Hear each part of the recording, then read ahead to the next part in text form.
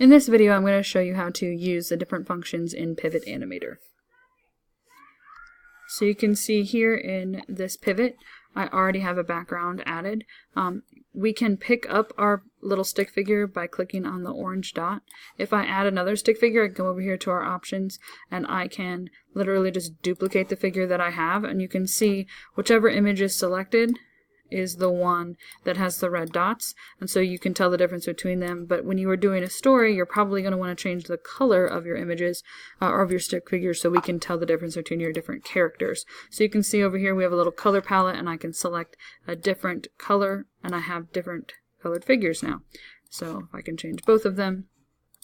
I can also make them transparent, so I've selected this pink one, and if I want this individual to kind of fade out or be see-through, you can fade them in and out.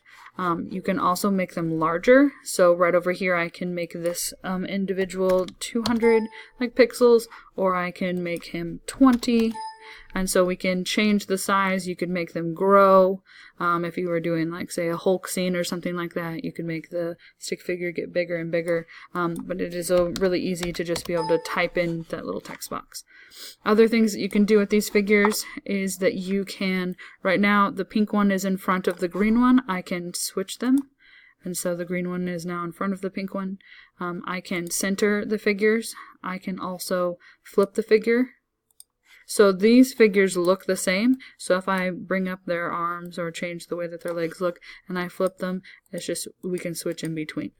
And so we can also change our figures by clicking on our pencil, and we can edit our figures. So if we wanted to make this, like, say, a shorter person, we can click on the thing that we want to actually delete, and so we can make the little stick figure smaller, so I could make like a child, or you could do things like make a ball, like maybe you need a basketball or something like that.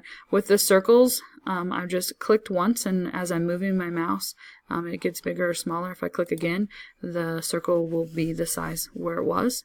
And then I can also fill in my circle. I can have it transparent, or I can have a, white inside and a colored outside. So I'm going to make this a solid ball, and then I'm going to add this to my animation. So I just click add to animation, and I'm going to name it ball, and click OK. And now I have the ball, and I can change the ball to a different color. So maybe it's the sun, maybe it's something that they're going to toss back and forth.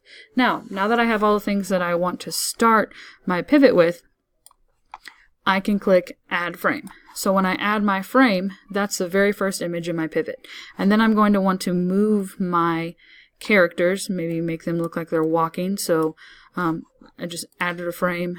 I'll move this guy over again, move his feet, maybe kind of start to make him bend down like he's going to come get this ball. His hand comes out. And so right now when I play this, it looks like he's walking over to the ball. And so it'll loop, or you can unloop it. I'm going to leave it on loop, and I'm going to show you it's really sped up.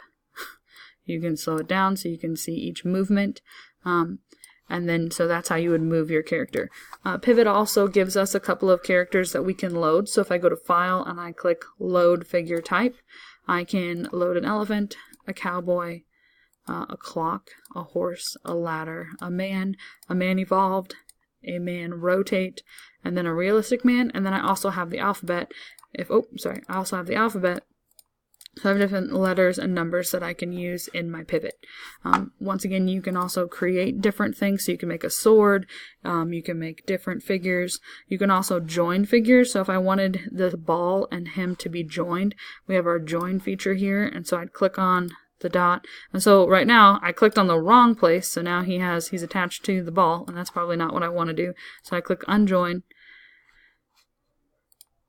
You don't want to join all of them, so you can also Control Z to fix everything, to bring it back to the way that you wanted it. So that's how we use the basic functions in Pivot. You want to make sure that every time you move a person or move an item, that you click add frame, because this is like a flip book, and we want to see each movement of your video.